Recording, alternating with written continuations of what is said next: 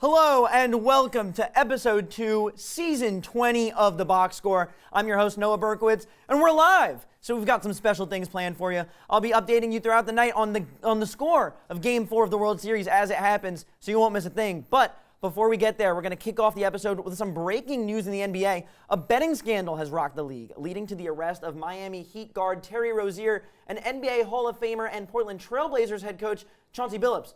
With me to give some background and the latest updates on the situation is our correspondent, Rico Brill. Rico, welcome to the show. Hey, it's great to be here, Noah. Thanks for having me. Yeah, this story broke on Thursday, October 23rd, last week. It's a giant deal. It's shaken up the entire sports world.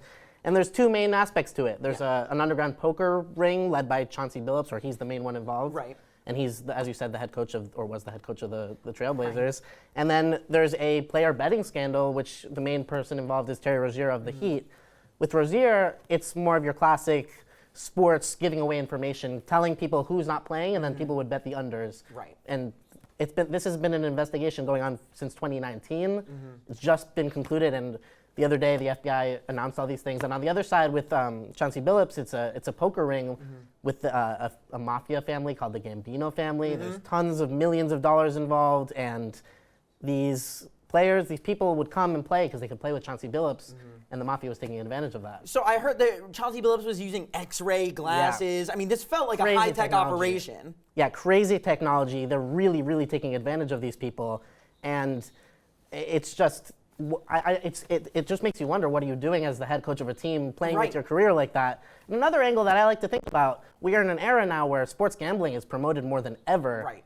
And by the leagues and by all the streaming services, all the people providing. I mean, every commercial. Yeah. So are the leagues at fault at all for this? I mean, I think that at some point there has to be a level of accountability. I think that Adam Silver addressed it a little bit in the statement that he came out with, but he's deflecting a lot of that off of the NBA onto the betting companies themselves. Like, do you think that Adam Silver is not taking enough blame for the NBA promoting the gambling themselves? I mean, from a PR perspective, he's obviously not going to, but I think there is some accountability that does need to be taken by these leagues for the impact that they're having. This is a real issue that's impacting the youth. So this is going to be an issue in the league for lots of time to come in the future.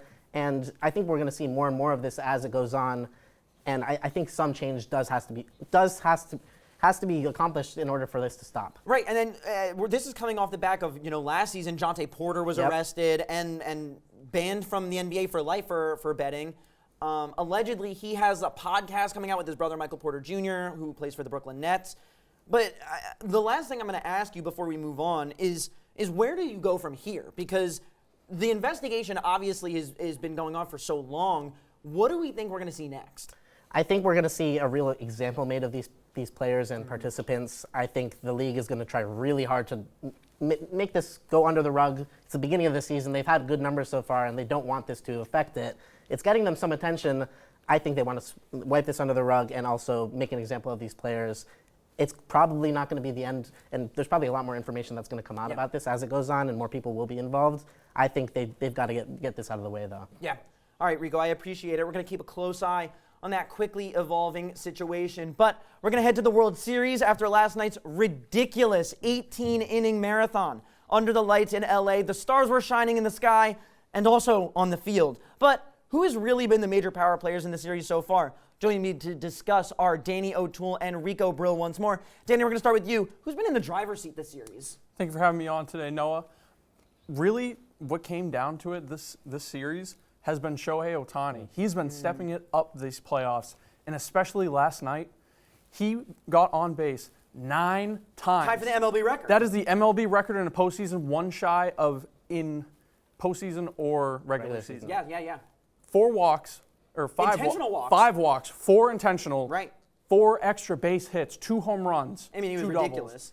Nobody is playing like Shohei Ohtani is right now, on the mound or in the batter's box. He is the best player of our generation. There was a time during the game where the announcers were having a conversation about whether they were going to throw Shohei in there because, at that point we were thinking maybe position players are going to come in and pitch, and you get to 18. All of a sudden Yamamoto starts warming up. I mean, there's so many different power players. I mean, but Shohei Ohtani obviously has been the guy. It wouldn't be a common or uncommon scene to see the next starter to come into a game Right.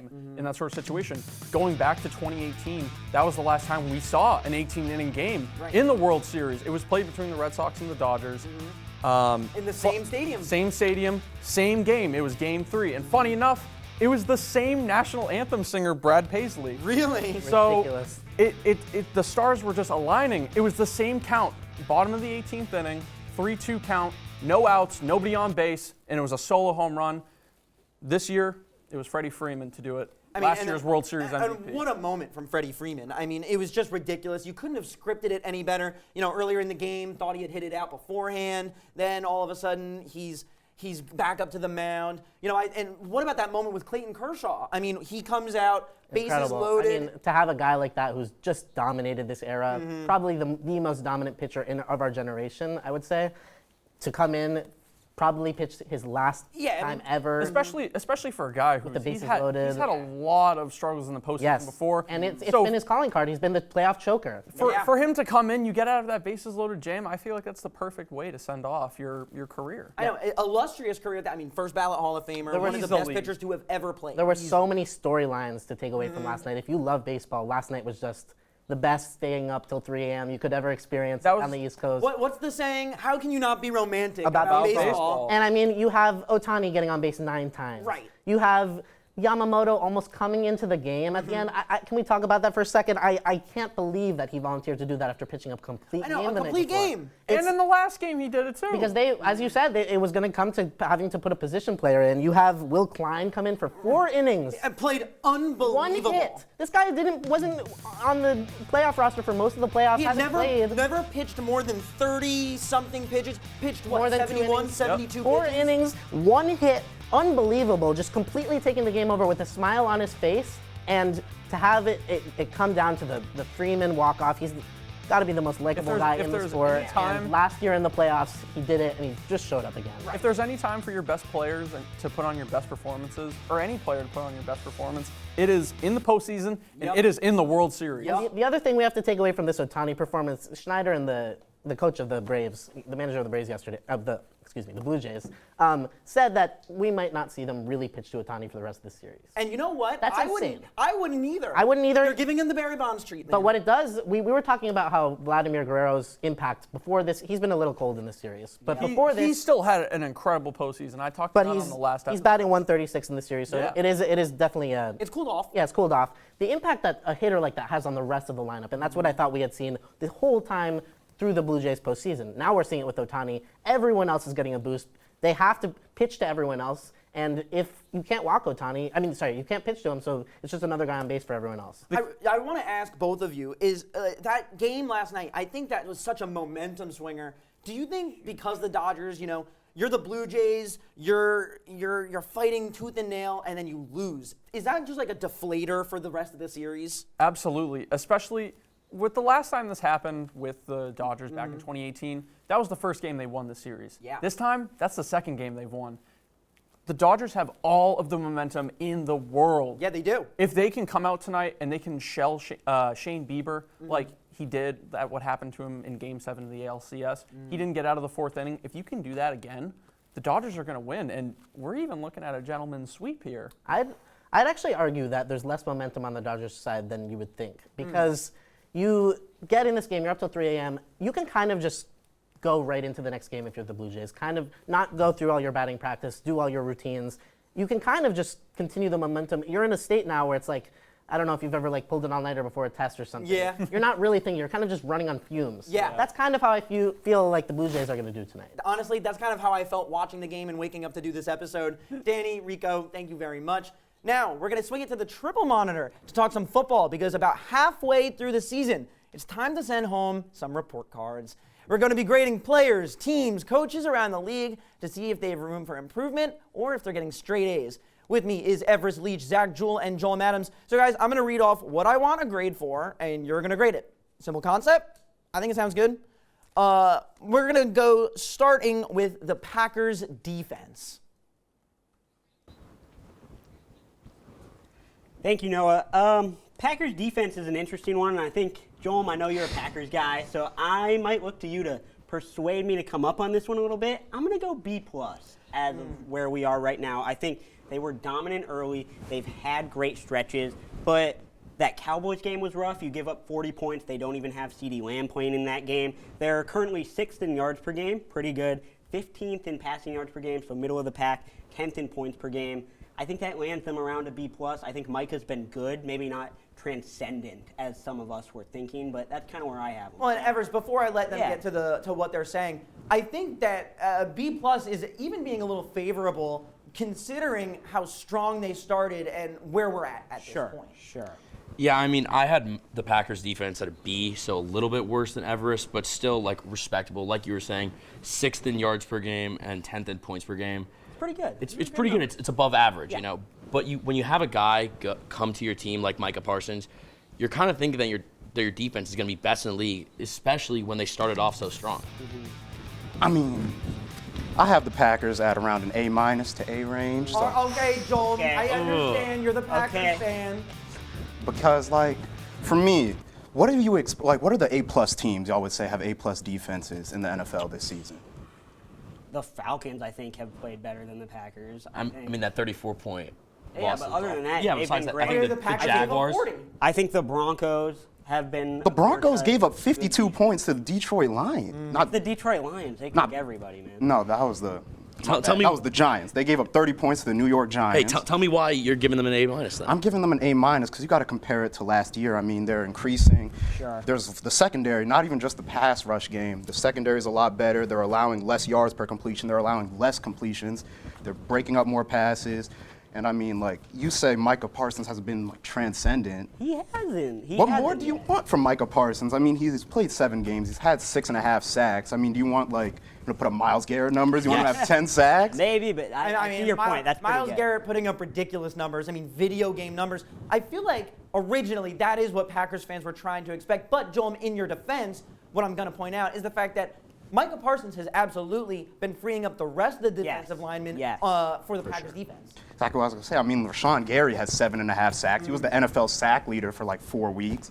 And not even just like the pass rush.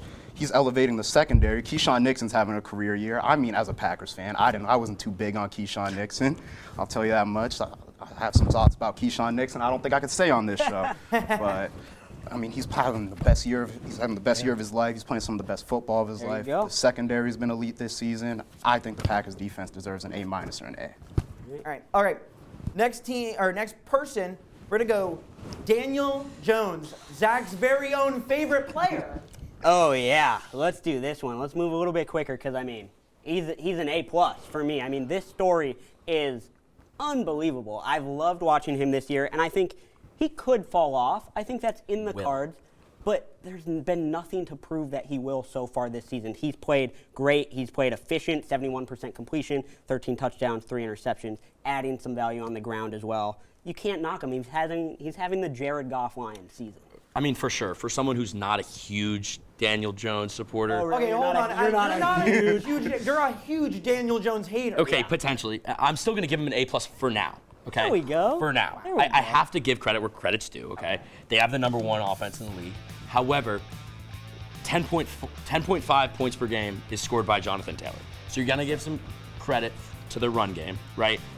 And they just had their first ever, Daniel Jones had his first game with 3 touchdowns in the Colts. So I'm going to give him an A+, but we'll see how that goes. Yeah, I agree with Everest. Daniel Jones has to be an A+, because I mean, Finish it off. Wow. you tell anybody that Daniel Jones was going to lead the Colts to 7-1 last year, they would have looked at you like you were speaking Chinese. So Yeah. it just has to be an A+.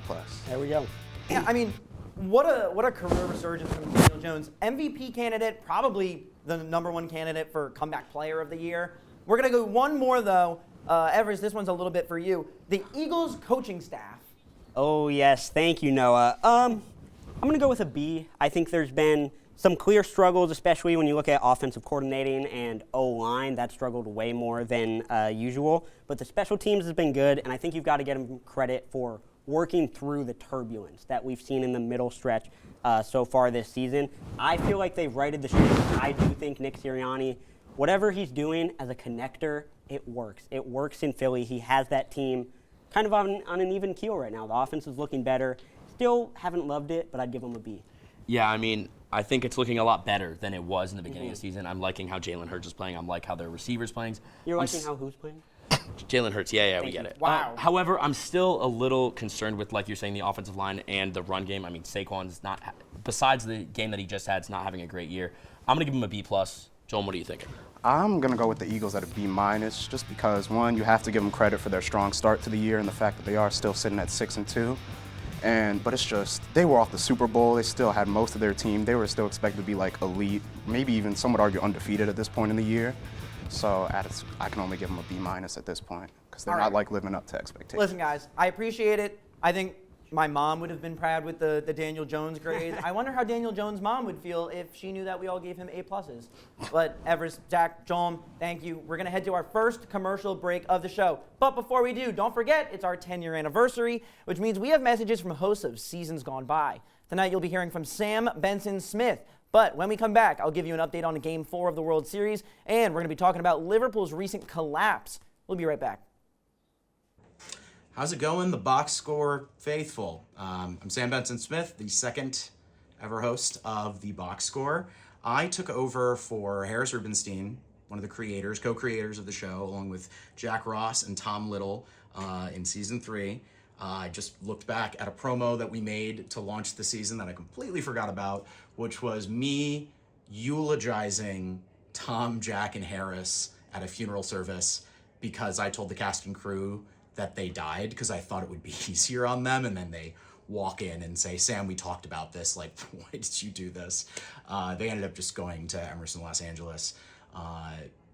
Very grateful for my time at the box score. I had a lot of fun with Richard Fielko and Song Park were my co-EPs, and my AP was Creighton Dorfman. Just saw him a few weeks ago.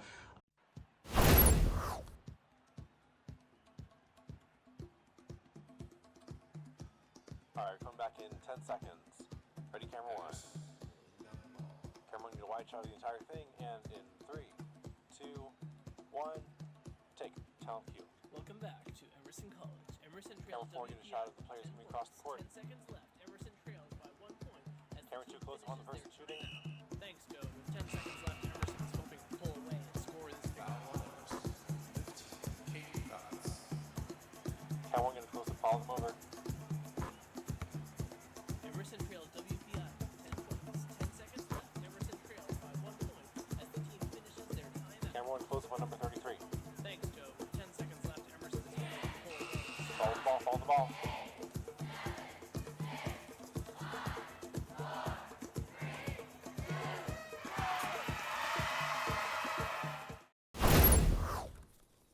Welcome back to the box score. We've got a quick score update for you. It's the bottom of the first. Ohtani pitching, struck out Vladdy Jr. in the first inning. Bieber pitching now, but no updates on the scoreboard as of yet. We'll get those to you as soon as we can, but enough of baseball. We're heading back to the hardwood to discuss a few players who could be in line to win MVP for the first time in their careers. That is, if they can beat out SGA and Jokic, yada, yada, yada. With me to plead their case are Zack Jewel, Camila Mancur, and Rico Brill. Zack, let's get started. What you got? You know, I got Anthony Edwards. Okay. 24 years old, Yes. entering his prime. Last year, the year before that, you could say that the Timberwolves weren't really focusing to build the team directly around Ant. I think this is the year that they really took all their pieces, put them together, and now have a team that is going to make Ant the most successful player in the league and win MVP. Okay. I'll tell you why. We got Julius Randle it's his second year of being the secondary ball handler. Yeah. He's going to step into that role good. Played great last season. Played great last season. Mike Conley is finally off the court. Yeah. He's a little old, I think. It was a good idea. Time to usher him away. Father time's kind of catching up. We got Yeah. Dante DiVincenzo in now as point guard. I think that's going to give Ant a little more opportunity to be the primary ball handler and take the ball up the court. I think that's going to help the case. And overall, I think that a fourth-year connection with Gobert is going to help.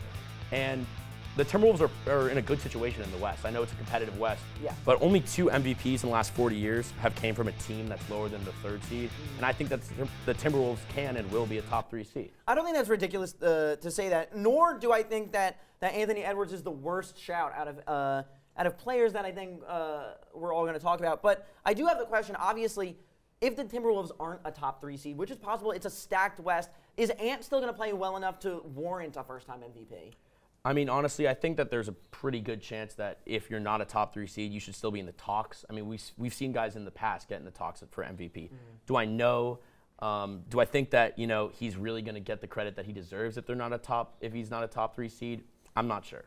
All right, we're gonna move on. I appreciate the sentiment behind Ant, but Camila, I think you have the favorite out of everyone. Probably. I probably Who do you have? So I have Victor Wembanyama. All right. Hot take. Wemby, such a hot take. This man, 7-footer, should not be moving the way he is at all. Not at all. This guy is doing 360 layups, crossovers behind his back, moving like Steph Curry at 7 foot, shooting like crazy. He's doing a 60, 36, 80 split at his height, which is insane. Ridiculous. 31 points, 13 rebounds, 4 blocks. Those are his averages for now, by the way. He had 9 blocks the other night. Exactly. And the Spurs are 4-0.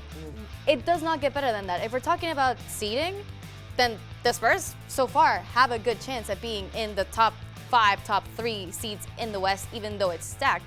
They have a good squad around Wemby. I think it's not completely unbalanced. I think he's not the only one carrying this team. They have good depth. They have good coaching. I think the Spurs can go far this year, and that'll definitely be strong for Wemby's case. What I'm going to bring up, obviously, is similar to what I was saying to Zach. We have a lot of people that we think, all right, maybe the Spurs are not going to be as good as they are starting off. I mean, they've started hot, but if Wemby is able to carry this team to a top three seed in this unbelievable Western Conference with the numbers that he's putting up, I mean, he looks ridiculous. Yes, it's ridiculous what he's doing. I think they might not be able to make the Western Conference, but the Western Conference Finals. Yeah, Western Conference, but at least second round. Okay. I think they can make that, and I think if they make the second round, Wemby's got that MVP. All right, we're gonna move on to our final player, Rico. Who do you have? I'm going to go to LA with Luka Doncic. All right. And I'm going to take a different angle. I think it's too early to tell how good any of these teams are going to be. I think any of them could be very bad or very good.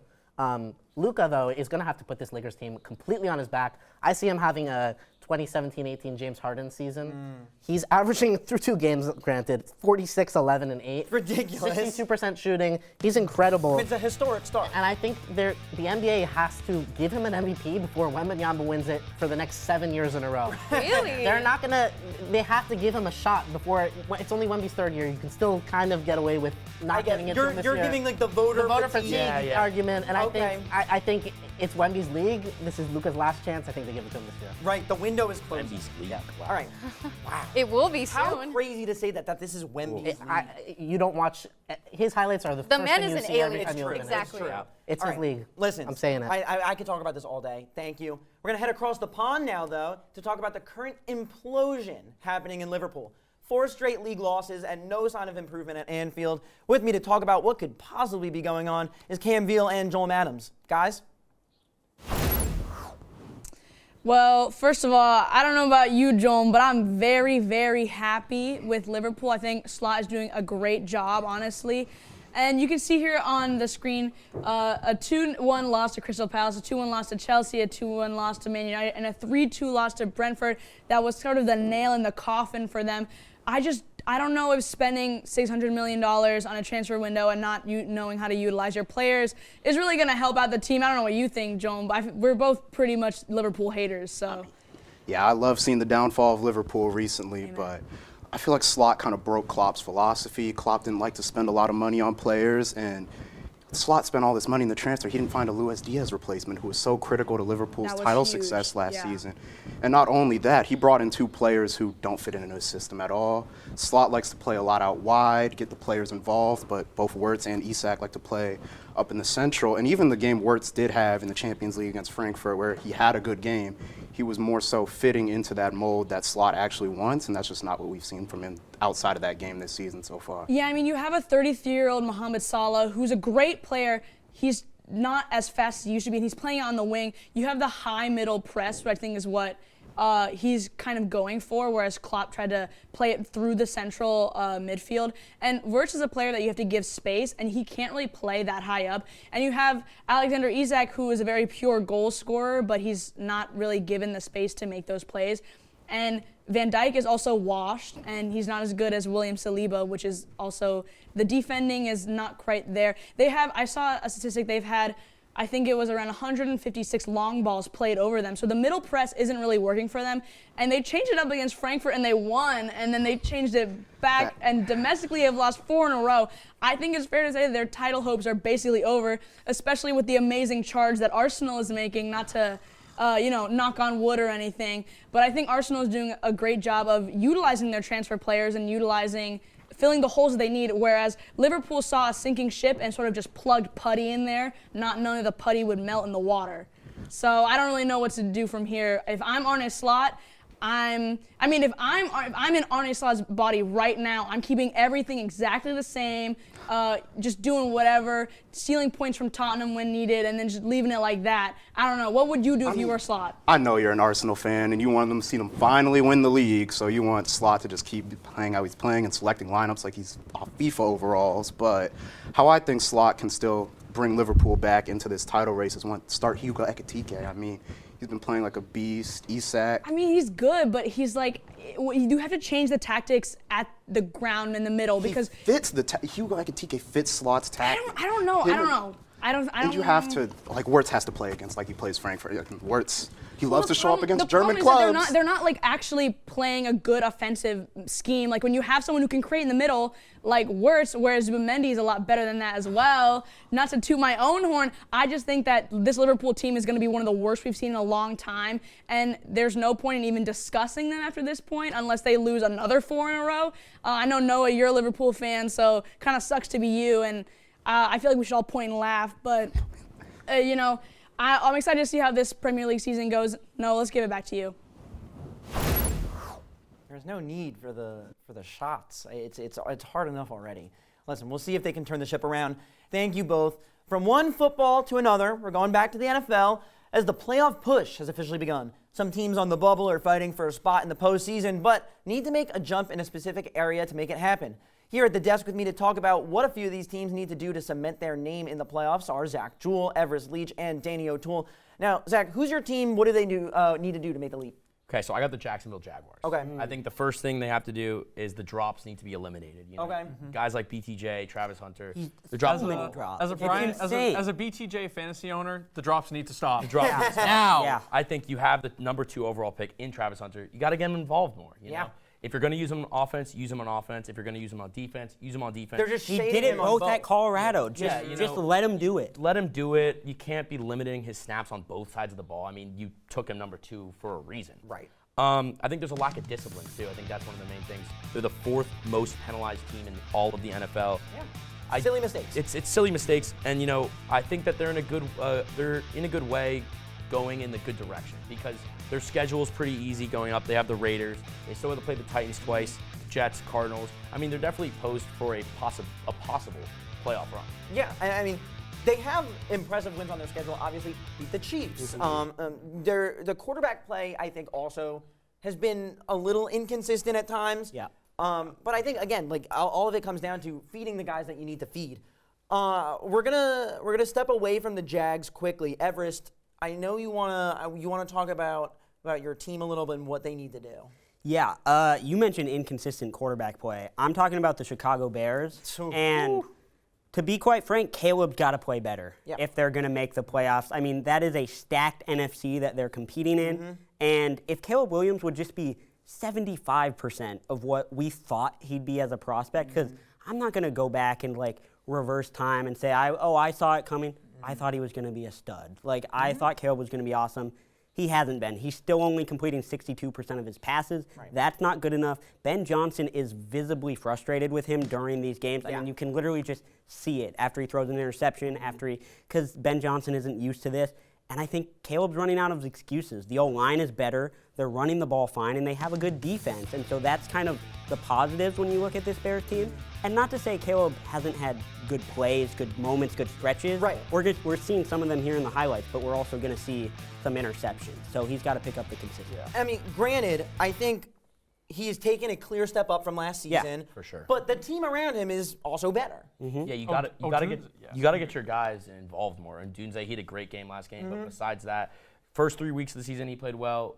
He's been having some struggles. I mean, Caleb just needs to find the talented wide receivers that he has and get him the ball. Yeah. Daniel, You're not trying to ask Caleb Williams to play like how he did against the Cowboys. You just want some consistency from him. Right. You can't look that good against the Cowboys, who they haven't had the best defense, and then you go play the Saints, and he just plays worse. Right, especially against a team like the Saints. It's the Saints have won like one game this year against the Giants. Yeah, it's rough. You got to be able to feed your playmakers. Swift has been playing great this year. Yep. Mononga is looking like a great RB2 for them. Odunze's alone. breaking out.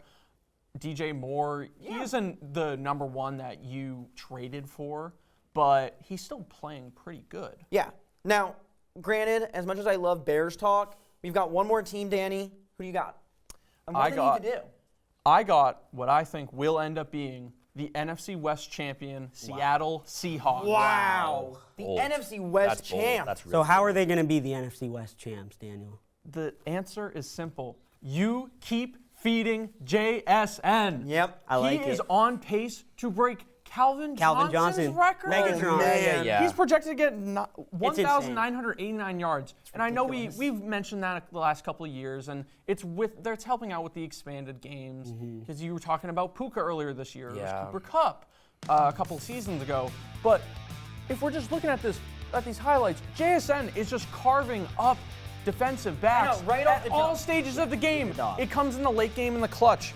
But the reason why he's been able to get all of these amazing passes is because Seattle has the best free agency signing over the last offseason in Sam Darnold. Wow. I mean, I like the Sam Darnold. I like the wide receiver take, all of that stuff, but their run game. I mean, that's the thing that is really. It's still. I will 100% agree with you on that. 3.7 yards per carry. You got to do better. I think they could win the NFC West. I don't hate that It's take. competitive for sure. They have a shot.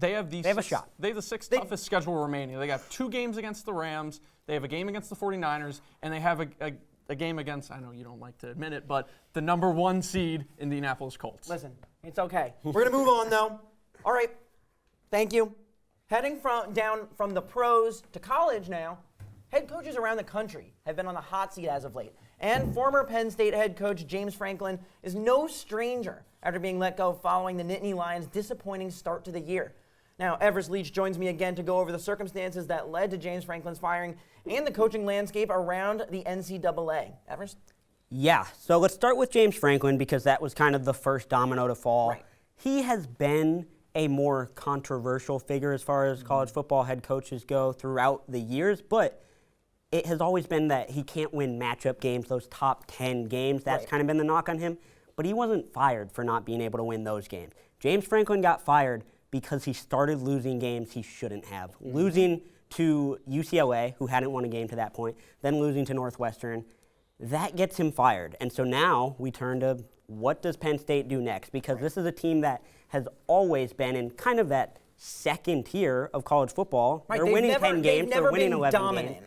No. And they got to the semifinal last year, and then the same Penn State things that we talk about kind of reared their ugly head. So they're looking for that new candidate that can take them over the top. I kind of see 3 routes there. They could go with the comfortable familiarity of that program and go get Manny Diaz back from Duke, who is now head coach there, if he wanted to do that. You can go for the hotshot young coordinator sort of archetype who hasn't gotten a head coaching chance yet. That would be Will Stein of Oregon, their passing game offensive coordinator, or somebody else. And I think there's been a lot of reports Penn State is maybe looking to take big swings at guys like Marcus Freeman from Notre Dame, which I don't think Marcus Freeman would leave. I That'd think be it's a step insane to down. me. It is a step down. Notre Dame is the most prestigious football program of all time. Probably them and Alabama are the top 2. Taking the job at Penn State would just be a prove it to yourself moment, but he hasn't even proved it to the Notre Dame fans yet. Right, so I don't think he goes there. There's also Eli Drinkwitz at Mizzou, who has had a lot of success. But yeah, it's a big firing, and it's not the only one. Well, right, that's what I'm saying. Last night, Brian Kelly, we found out, was, I mean, what a ridiculous moment, too. Second largest buyout in college football history for a coach. What are the circumstances that led to that? Because I think it's a little bit different there. I do think it's a little bit different. In that case, I feel like it is just they view that he's not maximizing that program's potential because I think the LSU job is a better job than Penn State. I agree. Like, hands down. I agree. So I think when you have the recruiting that they have, the resources that they have playing in the SEC, and just the talent they can acquire, I mean, the amount of 5 stars, the amount of 4 stars, They felt like Brian Kelly wasn't getting the job done. And I view this situation in college football right now as super interesting because I can't remember the last time we had this many high-profile jobs open this soon in the season. We haven't even talked about Billy Napier at Florida. I mean, there's so many high-profile jobs open. There's so much to look at still. And we're not even talking about the players. We're just talking about the coaches. Coaches' silly season has never been more entertaining than it is right now. Listen, Everest, thank you. We're going to head to another quick commercial break. But when we come back, I'm going to give you another World Series update. Stay tuned. The box score helped my career, I would say, just because I really learned how to write for myself. You know, that last week tonight monologue style really fleshed out how I felt about things and what my sensibilities were, and really diving into a topic I care about, but also having fun. I saw a clip of an old monologue of mine where I chugged an entire bottle of Gatorade while I was doing the monologue, and it kind of made me learn on the fly.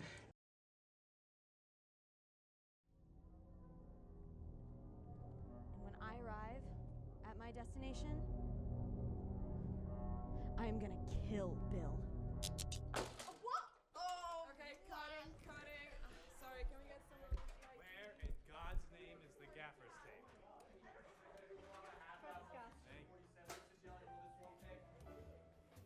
Hi, I'm Nate. And I'm Casey, and we're the National Broadcasting Society. Come out to some of our weekly workshops, or work on some of our sets. Explore the bigger picture with NBS. We'll see you there. All right, let's get another take. Camera, sound.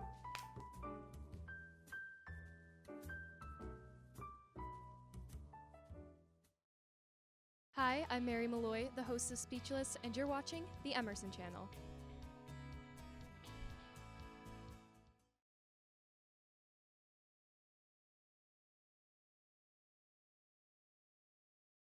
How's it changed since I left? Production value has gone through the roof. Field segments, we didn't have field segments. We were just trying to get the show on air and doing studio stuff. My final season of the box score was, my final episode of the box score, the servers crashed.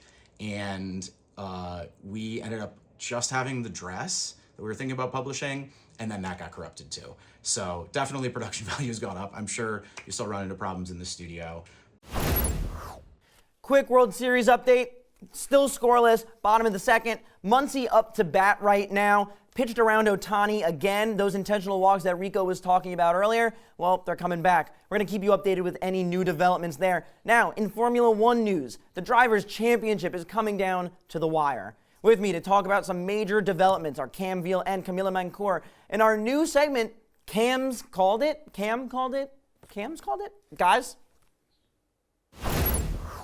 Thanks so much, Noah. And I think Cam's did call it. If you remember, we did in that last episode. We said that Max would pull a little bit closer, but the surprise twist was that Lando actually drove exceptionally well in Mexico, and now he's leading the championship just by 1 point, though. And Oscar has kind of been falling flat. I believe he hasn't had a podium in the last 4 races, which is kind of crazy from the guy who was leading the championship and we thought was going to be leading again after this race. Well, I still think he has a chance. He just needs most to. Definitely. He's like, okay, I think a lot of it is also, it's like in part his fault, and at the same time, it's also McLaren's fault, because I think his car has been having a lot of difficulties. And his pit stops have been slower also. Exactly. And McLaren is notoriously well known for having faster pit stops. Yeah. And I feel like the strategy's a bit off. I do think, like, I am a Lando Norris hater, but I do think that he drove really well in Mexico, and Mexico is a track where you have to be really quick. Yeah, what was it, like a 40-second? He won by like 40 seconds, and it's one of those tracks where you have to have a lot of grip and have a lot of, and like the battles are a lot, happen in the corners, and where Oscar didn't have a lot of speed was in the corners, and it was mostly in the straights, and I think that's where he kind of faltered a little bit. I think he needs to really pull it together. He's got to be really sharp. There's 4 races left, 2 sprints, and you have to maximize all your points, because Lando has kind of showed that he's not going to back down. He's not a kicked puppy, you know. He's got that dog in him. Not going to back down? Yeah, the lion. Rawr, like Max Verstappen comes roaring back. He had a little bit of an incident with Lewis Hamilton that reminded me of 2021. But that penalty was so my God. It was so bad. Literally, him and Charles also did it. And the only one, guess who got a penalty? Lewis Hamilton, My goat. because of course. He's the GOAT, that's why. Because he's a ghost, and they don't want to see him get a podium this year. And it's crazy. I think, oh my God, though, Max drove so well. And it's Yeah. crazy because his car is doo-doo. His car It's is so bad. And this is really proving that he's the best driver on the grid. And like, I'm a big Lewis fan, and it kind of hurts me a little bit to say that, but he is the best driver on the grid, even when he doesn't have the best car. Probably. I would say and so. it's also because that Ferrari is just... The Ferrari's so bad. Oh it's so bad. It's so bad. I mean, the fact that Charles held on for as long as he That's did. crazy. And he was Lando's best teammate there. I think Yes. I think what could happen if Oscar really pulls it together is that him and Lando are going to have a clash in the next couple of races, probably in a sprint race, maybe even in a full race, and then Max is going to swoop in. And because the deficit is only 30 points, that's one victory and one sprint victory for Max. Exactly. If It's they don't so maximize doable for points, him. and it's so doable. I think this is one of the closer championship battles we've had three ways, but it's going to be great. I agree. Another DNF from these two, and it's over. He can catch up. Back to you, Noah. All right, thank you, Cam and Cam. Now, I gotta be honest here, this topic got pretty heated during our pitch meeting, and I'm sure today will be no different. The Rockets went all in this offseason, trading for Kevin Durant, but in a stacked Western Conference, what does it mean for KD and Houston if they can't win a championship? Joining me here are Danny O'Toole, Camila Mancur, and Zack Jewel. Danny, we're gonna start with you. Listen, I know it's tough to judge 3 games, and the NBA season is very long. It's 82 games. So we do have a very small sample size to go off of, but the Rockets are 1-2 right now. And yeah, they have played some very, very good teams. The Nets are not a good team. 1-2. We're talking about 1. I'm talking about their losses. There was the no Thunder, need for the reigning champion Hold on, Thunders. wait, I wasn't finished. There was no need for the double stray. overtime. Whoa. Also. They've played a very good game against the Thunder, and then you Yes, I lost to will the say. Pistons, who were a playoff team this year and are probably going Yes. to make the second round, in my opinion. But They probably anyways, outside of, and just looking out the Rockets as a team, I think their best player so far in these short 3 games has been Sengun. Yeah, He's averaging for sure. 25, 8, and 7 right now. He's looking like Diet Jokic. Okay, but like, I see where you're going with this, but I think the broader point is what does it mean for the Rockets? Like, is it a failure if they don't win a championship? Because Kevin Durant is clearly, at least so far, he hasn't been the man in Houston. I mean, again, like you said, small sample size. Let me frame. Very, very small sample Yes. size. Let me Yes. frame this. Let me frame this. We don't need a sample size to look at this. Okay. When you trade for a future first ballot Hall of Famer, sign him to a 2-year, $90 million extension, Okay. you are going into a win now mode. Especially coming off of the back that you were a 52-win team last year and you were the 2nd seed. So, in my opinion, based on all of that, if you don't make the championship, if you don't make the NBA Finals, it's looking at a little bit of a loss. You're committing so much into one player to try to put you over the top. And yes, Kevin Durant, if there is going to be anybody who you go out and get and you want to perform in the playoffs, it's Kevin Durant. He is such a clutch player, but this season so far, it's been a little tough. He had a rough game towards the end against the Thunder. He had that really critical missed free throw towards the end of the 4th quarter. Right. And he ended in the up first game of the season. in the first game. I know, but we're still talking about. If we're talking about what we're looking at right now, he had the very controversial moment that we're looking at right now, where he thought they had a timeout, and if the refs actually called that correctly, that's a technical foul. That ends the game. And then right here, he ends up fouling Shea. He ends up fouling Shea. If there's anybody in the league who you don't want to put at the free throw line, it's Mr. Free Throw. You're arguing that KD has lost a step. Zach is little judging you bit. from afar.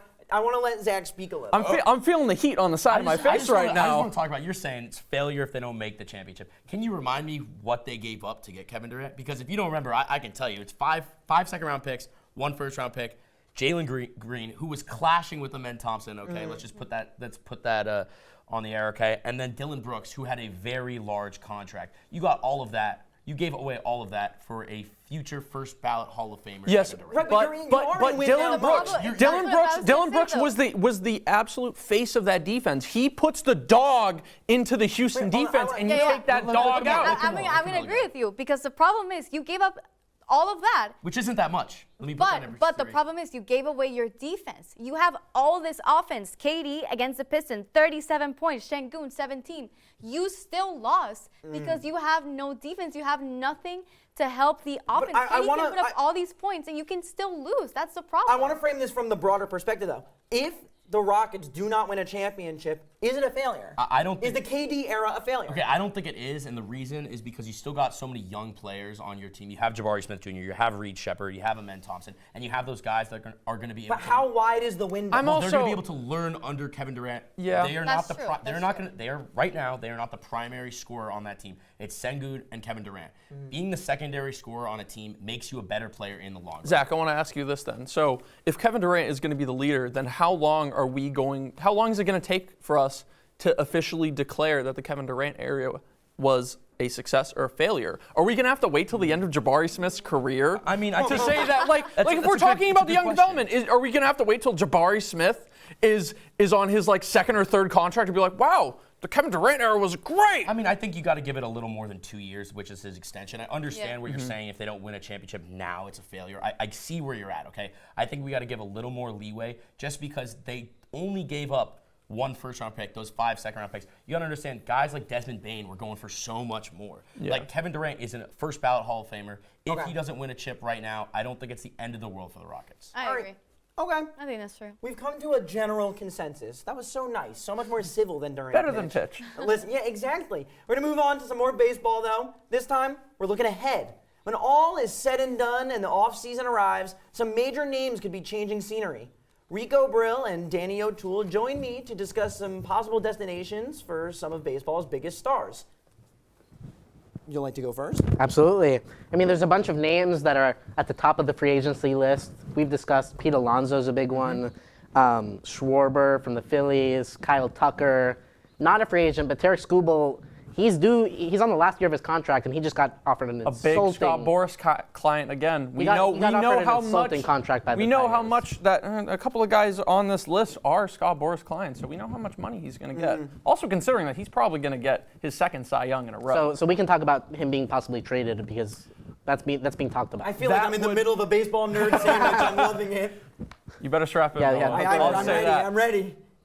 As a baseball fan, if Tarek Skubal doesn't get signed back to the Tigers, it is going to break my heart. It makes too much sense for the Tigers not to sign Skubal again. Right. And we've seen before, back when they were very big World Series contenders back in 2013, they're not afraid to go up in payroll. They were 4th in payroll in 2013. So you got to just bite the bullet, give Skubal the blank check, and say, how much do you want? We want you. For a team that's kind of in a bit of an identity crisis as the Tigers are, this is a defining moment for their franchise for the next 10 years. If they sign him, they are all in on this team. They're all in on the World Series. If they trade him, you're just another one of one of the Pirates. With how young and promising this core is, I think you have to. I agree. You have Jackson Jobe. Yeah, he's going to probably be out for a large part of next season, if not all. But you also have Max Clark coming up, who you spent a very high draft pick on. So I feel like if you don't capitalize on this, you're kind of throwing away a golden opportunity. Right. Well, let's get to the actual free agents. All right. Yeah. Well, I'll start off with Pete Alonso. Okay. Now, he does have the nickname of the polar bear, and I know polar bears like some cold weather, so I would absolutely love to see Pete Alonso join your Boston Red Sox. Not going to happen. All right, I don't know who you're saying "your" to. They're not my Boston Red Sox. But I see what you're saying. I can see that for sure. I don't see that happening if they keep Bregman, though. I think it's one or the other. It's definitely one or the other, but if John Henry, please, John Henry, if you can hear me, open the checkbook. We need to spend on this He's got team. bigger problems down. He's got bigger problems across the pond with Liverpool right now. The Red Sox are in a similar situation to the Tigers in defining their identity. Last offseason was the first time in a while where they've really gone in, and Red Sox fans, I'm sure you're so happy about it. I was absolutely stoked. So I would love to see them go up and get a big signing like Alonso. And you would be giving up on Tristan Casas, but the last couple of seasons he's been very injury prone. Right. And he's not Alonso. He's a power bat. He's not Alonso. He doesn't really hit that. And Alonso's a great fielder too, so there's that. All right, we're gonna talk about another one. Yeah. I want to move away from Pete Alonso. I'd like to go into Kyle Tucker. Okay. He's as valuable as it gets for an outfielder. The one knock on him is his postseason play hasn't been incredible. But yeah, He does have a World Series under I his see belt. him going to either the Giants or the Tigers. These are two teams, as I've been saying, the identity, they want to put that out there. I don't see him going to a real top contender. I think he's going to go to a smaller market. That's where he's kind of excelled. I think it would just be absolutely crazy. And it would just further the argument that the Dodgers are ruining baseball. I've heard it. If they I'm not- I signed Kyle can't- Tucker, no. that would be absolutely ridiculous. But I think you could so see it happening, though. That's just a problem. But I think a really fun team that Kyle Tucker could end up going to is the Blue Jays. I think that would be a great fit for them too. You have a lot of depth in outfield, so if you cut it, you can add that power bat, and he's a Gold Glover. And I feel like that's when he is healthy, he is a Gold struggled. Glover. Listen, I love the baseball talk. I love the baseball talk from you two. We have to move on, but off camera, next episode, I fear that the conversation is going to Listen, this is for fans whose teams have been eliminated. This is all we got. This is our life. This is our World Series now. I almost brought the Yankees hat, but I had to hold off. Yeah. Listen, thank you guys very much. We're going to swing it to our correspondent, Everest Leach, at the Triple for the return of a fan favorite segment, Mount Everest. Our college football expert is going to be ranking Heisman favorites and who he thinks has the best shot at taking home the award up to this point. Everest? Thank you so much, Noah. Welcome in to Heisman Mount Everest. As Noah said, we're going to take a look at some of the top contenders as this Heisman race starts to take shape, starting with a guy who I don't think is going to win it, but I wanted to shout out anyways, get a non-quarterback in there. That's Jeremiah Smith, the Ohio State wide receiver. I think he's arguably the best non-quarterback in the country, and this is a guy who might win back-to-back national championships. He's so good. Not going to win it, but if he were to win it, what would he need to do? Meteors would have to fall from the sky and eliminate the quarterback position entirely. But anyways, shout out Jeremiah Smith. We're going to move on to Diego Pavia, quarterback for Vanderbilt. This guy rocks. I mean, he's awesome. He's playing for Vanderbilt. It's an underdog story. I absolutely love it. He brings a rushing threat that some of these other quarterbacks don't have. And Vanderbilt hasn't finished a regular season above 500 in 12 years. He has them only one loss, ranked inside the top 10. It's ridiculous. What he needs to do, get Vanderbilt to the college football playoff. If that happens, I think he could be very well in the running for the Heisman Trophy. He's an awesome player, but I do think there are two other quarterbacks that just have better odds, and one of those is Ty Simpson from Alabama. He's been lights out since a Week 1 loss. He has 20 touchdowns to 1 interception, just played so efficiently, and I could very well see this being kind of an Aaron Rodgers MVP type season, later Aaron Rodgers MVP, where he just has such a high touchdown to interception ratio. He's so efficient. They look at it and they're like, he never turned the ball over. He scored a ton of touchdowns. His way to win it, just keep doing what he's doing and have big games against Oklahoma and Auburn. Then finally, we've got Fernando Mendoza, simply put, the best quarterback in college football so far, 24 TDs to 3 interceptions. Only thing I'd look out for is that the end of his schedule is pretty easy. Maybe he loses some momentum because he's not in high-stakes games, but if he continues what he's doing, I think he's got it. That's it for Everest, Mount Everest of Heisman. We're going to go to commercial, but before that, we're going to hear a little bit more from Sam Benson-Smith. Writing for yourself is advice that I would give to everybody on the box score, and really let your own personality come out. Not just in the monologue for the host, but if you're in a segment, roll in jokes. Some of them, if seems to be a sports debate segment, I remember some of my best lines I had was when I showed up like season 1 or something like that. But yeah, I'm grateful for my time there. I had so much fun. And of course, because I have to mention it, it allowed me to win Emerson College's first ever Sports Broadcaster of the Year, Evie. Very proud of this. It's glued together because I've moved all over the country. So anyway, the box score, EIV, grateful. Keep on. Here's to another 10 years. Let's just keep it going. Anyway. Maggie, did you print up the script? No, that was your job. Maggie, oh my God, I do it every week. No, I told you this is the one but we I talked didn't about want this. responsibility. Okay, I need to pick my wedgie. Oh my God, look, they got us slushies.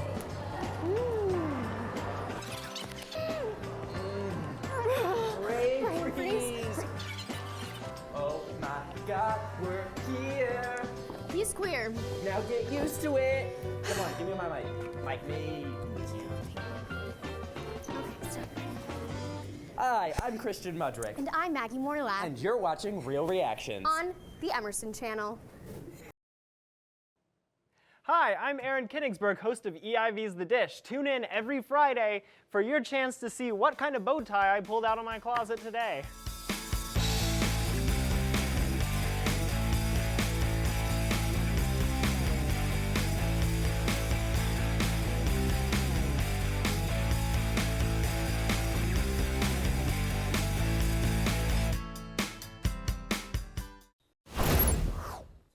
We got our final World Series update of the night, and it's 2-1 Blue Jays over the Dodgers. Ohtani gives up a monster slam to Vladdy Jr. finally showing up. This is what I'm talking about. Rico is like speaking things into existence tonight, talking about how he went cold. Well, that's how you bring it back. 2-1 Blue Jays.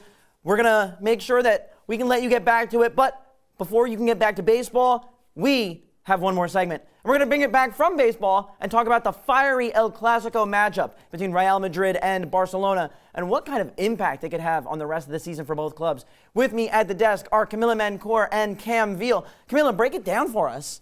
Thank you, Noah. So we saw what I thought should have ended as a 5-1, personally. Wow. Me and Cam talked about this earlier. Yeah. It should have been more goals for Real. It was 100%. terrible. Oh my goodness. It was really bad for Barca. The only reason they got saved was because of Szczesny.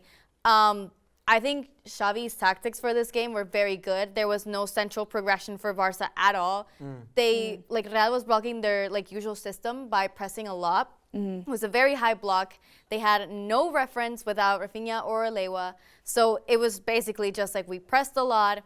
We didn't have as much possession as they did, but we managed to have possession in the right moments. I'm Good noticing you're counterattack. saying we. Are you We, are Real you an undercover Real fan? I am not an undercover. I am very much a loud and proud Real Madrid fan. Boo. Let's not forget who knocked Real Madrid out of the Champions League last year. How many champions, Cam? Oh. How many champions does Barca have? Oh. Okay, well, you know who won a Champions League at Barcelona? Thierry Henry, okay, Mr. Arsenal. Well, that's Tony Adams. Anyway, but I am a niche Barcelona fan when Arsenal's not playing. I'll root for the Coolers. But that was a disgusting show from Barcelona. Like, it made me a little bit sad because I feel like the only one who showed up was Pedri. And when you play the high, he's so good. And when you play the high block and then the high press, Bellingham was outstanding. And I don't really like him that much. So, and his passes were perfect. Mbappe could have had a hat trick, and he 100%. Played incredible. And how about the antics after the game between Vinny and Lamine Yamal? Oh yeah, the fighting was crazy. I think it's just kind of hypocritical how Yamin can say whatever he wants on air, and then he's like, no. Then I don't know who it was, but somebody came out in a press conference saying Carvajal and Vinny should not be saying what they're saying on air, and I'm like, you guys started first. You did this first. You went out, you ran your mouth, but you don't like it when people do it to you and when you lose. Yeah, I feel because this is one of those rivalries that this is the football rivalry. I feel like this is the one we talk about the most. And then back in the day, I remember they would classily run their mouth. They would talk they would be like, oh, let's see Messi score as many goals as Ronaldo. And then he would. And then, that would be the end of the day. But now I feel like it's a little bit more personal. It's a little more catty. It's giving diva. The Real Housewives of Real Madrid. And then Vinny afterwards, when he got subbed off in the 72nd minute, and he was just like, I'm never playing for this club again, and I'm not gonna do this. And Xabi Alonso was so over, and I'm like, man, you gotta let Rodrigo play. It is crazy. And then Lamal was running his mouth before the game, which I think he shouldn't do. I remember he's an 18-year-old kid, and why is there nobody stopping this kid from doing that? He shouldn't be playing. He's still a little bit injured. He's in a very precarious public situation. I'm somebody's gotta step up and be on this team. There's no leaders. I think he doesn't have the right people around him. No. Definitely not. His dad, his girlfriend, his friends, nobody is but nobody's really teaching him how to actually handle this whole media coverage, and I think that he needs to solve it very quickly, or it could turn bad for him. It could turn so bad for him. I think his career could get cut short. But I'm gonna say, here's my hot take. Okay. I think despite this loss, I still think Barca will win the league. Wow. No. I think there's another El Clasico to be played, and we all know that Real Madrid love to lose to teams like Villarreal and Atletico Madrid. But that's and because things they like start that. playing really well when they go against us. They play really Exactly, bad against Barca, because- but they exactly. play well against us. Maybe you guys should fix that, and you'll actually win the league. I'll tell you something, Cam. The only reason we lost the La Liga last season was because of the Clásicos. Yeah, that was the because you only lost reason. 4 of them. Okay, exactly. You lost 4, and those are the ones who win the game. But then you're proving her point. Exactly, because the fact that But they won. this No, one- because Real Madrid won one of the Clásicos last year. we didn't. No? Or was No, it the I don't- Cup, right? No. I don't think we won any. So the fact that you're saying oopsie. that we the one exactly. So you're saying that You if have we tucked win, yourself into a corner. Okay, but my thing is, I feel like Barcelona, like that's like right now they're one of those like power of friendship teams that I think they could pull it together because you don't have Rafinha, and that's a huge part of That's it. a huge loss. right? Like last year when they played each other in the Clásicos, I feel like it was mostly healthy on both sides. And if Barcelona have all their players in the next one and they're consistent and they don't lose anybody, I still think they could pull it together because if you have a healthy El Clasico, I think Barcelona will win that next one. I don't think so. I think We're gonna see these on Hot Take TikTok. I know, these are going to be great when we have to wind them back. Oh, exactly. For one of you, it will be great. All right, listen, thank you guys very much. Now, many of you may not know, but we do like to hang out outside of the studio, and last night was no exception. We thought it'd be nice to put together a little package of some of us watching the Game 3 of the World Series last night, but little did we know we'd be sitting through 18 innings of baseball, 6.5 hours. So here's us slowly losing our sanity on camera, including a fun cameo from our logistics producer, Bella Aresta. Take a look. We could be here all night. But speaking of teams that are even bigger than the sport itself, why don't we just take a moment to appreciate the greatest baseball team, the New York Yankees? That's like, you got to dive on that. I hate them so much. Like, they I don't know what's going on. away from the ball. Yeah, bro, look at that. 8 fumbles, 0 fumbles lost. Doesn't count. Doesn't count. As a certified Blue Jays hater, we are on Dodgers pack watch. Let's go. No. You don't want to. Box score fam. It is the top of the 9th. Let's play some predictions on. I'm going to say we're going to extras. I think we're going to extras. Otani homer. You think Otani homer to You walk think off. Otani? It's going to be an Otani third homer. He's going to walk it off. And if he doesn't do it, it's Mookie. They got it! He's out! He's out! Shohei's out! Ooh, not staying for extras. Box score fam. Top of the 10th. 1 out. We could be here all night.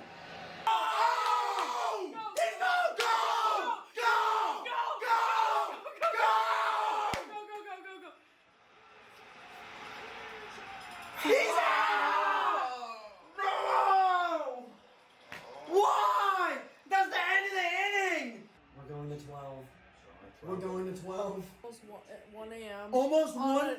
Yeah, almost. Tuesday. Almost 1 a.m. And this started on Monday. It's Tuesday. Now it's not Tuesday. We are filming this today.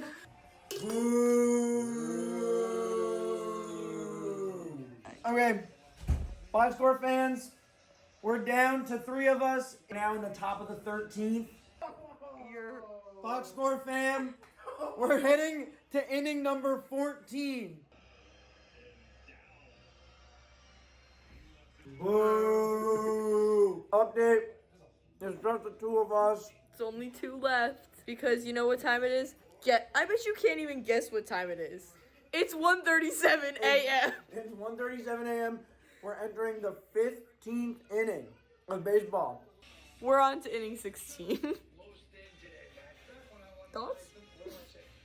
Hey guys, inning 17. That's 1-7. 1 inning away from having watched 2 full games of baseball in 1 game over 2 days. Heading to the 18th inning.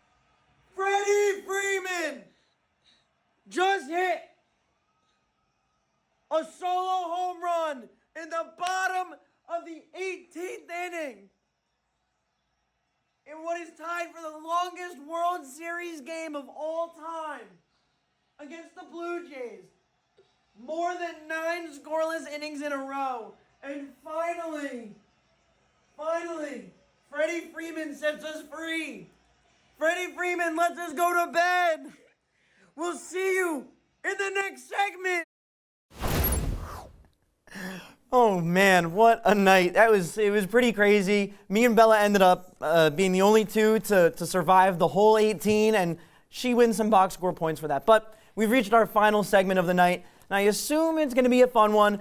Victor Wembanyama and the Spurs have started red hot, and our talent has been on notice. Well, some of them have. We've got a fair share of people on our team who think that the Spurs will barely finish above 500. So let's settle the debate civilly, hopefully. With me are Everest Leach, Zack Jewel, Jolm, Cam Veal. Everest, as one of our resident San Antonio haters, please get us started. You and Charles Barkley both. Don't lump me in with Chuck. He hates them for different reasons, though. Big old San Antonio women. The big old women down in San Antonio. All right. I got to let the audience in here because that dirty water in Galveston. It's true. In our pitch, I was hating on the Spurs. But I can't lie. I mean, they're 4-0. You're backing down? Dude, I need you on my side here. I need you on my side. They're 4-0, man. I'm not backing down. 4 I'm games just through. giving them credit where credit is due. However, their schedule's been fairly easy. That Western Conference is stacked. Yep. And I do think there's a little bit too much uncertainty still outside That's of ridiculous. Wemby. Whether That's ridiculous. The defense or the shooting, they're young, they're inexperienced, and you could say, oh, the Thunder were young and inexperienced, and they just won the championship. Yeah, but before that, they were the 1 seed, had a great year, and then got dunked on by Luka in the second round. Exactly. So I don't think the Spurs are there. Well, the Thunder did You not just- have Victor Wembanyama. Dude, yeah, like Wemby, it's his league. It's his It's league. not his league yet. It's not his league yet. He's too young. Whose league is it? if We it's not break- Wemby? Yeah, that's Jokic true. and Phoenix League, who are both in that conference. Thank you. It's Luka, Shea. We could put Ant in the situation. You could put some other guys in. Yeah, you would say. Anthony Edwards? We could put some other guys. Hey, I'm not, okay. So hear me out, right? We're 4 games into the season. If we're 15 games into the season and he's still he's averaging, those 30 points a game, 14 rebounds, 10 blocks. Sure, you can tell. We're living in Victor Wembanyama's world, but we're only 4 games in. Okay, that's what I gotta say about that. I mean, yeah, we can only be 4 games in, but like I said in pitch, I think the Spurs are going to be a 50-win team this season. I think that's crazy. They were almost a 40-win team season last year, and they were missing Wemby for half the season. Right. They look even better this year. Stephon Castle's been playing out of his I mind. think Hakeem Olajuwon literally created a monster in Wembanyama. Well, this is Kevin Garnett and those monks. Well, these highlights are when they didn't have Wemby and they had their biggest defeat of the season. So, when they have Wemby and he's at his peak, sacre bleu, y'all. He's he's up there. I mean, he's so good. He has crazy handles, and he's French.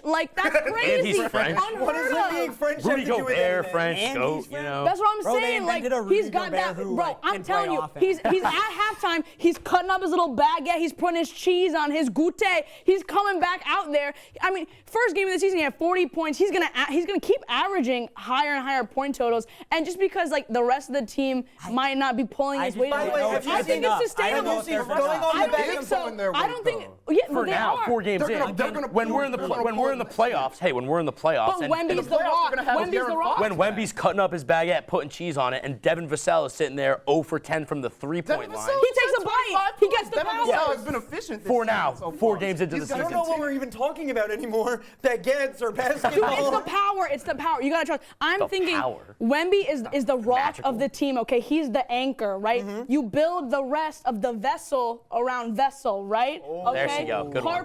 Harbor. Okay, you park it in the She's harbor. cooking on this? Wait, And you then got what do you bars. do? What's by the harbor? The castle. Okay. I'm telling you, the rest of the team might not be as bars. sustainable as Wembanyama's production, but I don't know if they're gonna be as high as a 50-win team. I'm thinking 45 is pretty good. They're gonna make the playoffs. The West is stacked. Easily, as Easily going to be. They're going to be like a The West is 55 way. win. The West is way too 55. stacked. The West is The stacked. Thunder, wins. The the Thunder Thunder, are the Nuggets, Nuggets, gonna the be the Wolves, 1 all seed. those guys. I don't think they're going to be. No They're way. going to be That on West- track. Okay, No, listen. 50-win team this season. This is Scream exactly what I 42. wanted. This is exactly what I wanted this segment to be quick and chaotic. To your French point before we end this show. Oui.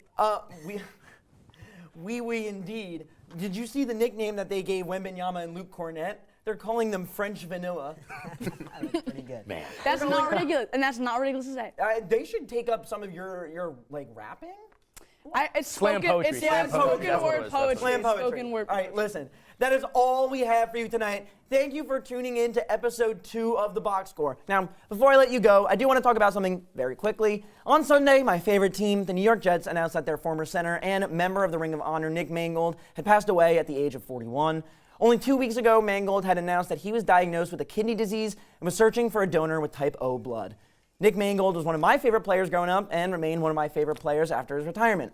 That same Sunday, the Jets played a game against the Cincinnati Bengals. Heading into the fourth quarter, the Jets faced a 15-point deficit, and for a winless team, there was little hope. Nonetheless, against all the odds, the Jets mounted an incredible comeback, beating the Bengals and tallying their first win of the season.